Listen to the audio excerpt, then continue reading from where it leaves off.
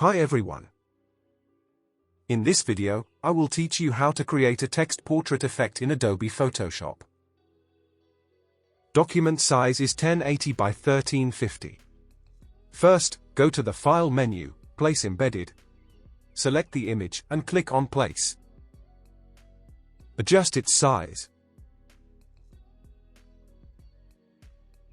Right-click on its layer and choose Rasterize Layer. Press Ctrl+J for a copy of it. Then go to the Filter menu, Blur, and Gaussian Blur. Use these settings and hit OK. Go to the File menu and Save As. Save the file. I already saved it before, so I am going to replace it. And delete this layer.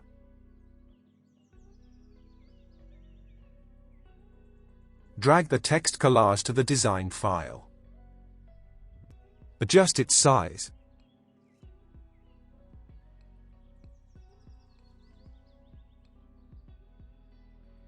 Then go to the Filter menu, Distort and Displace.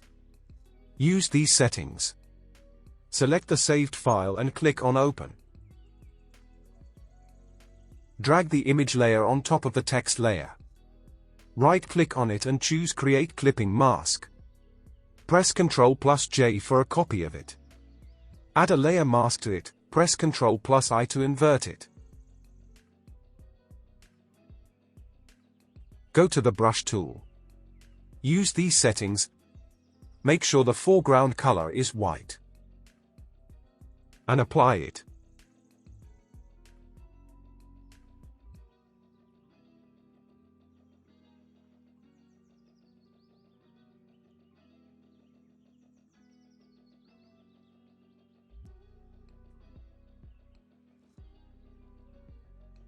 Share your thoughts on this.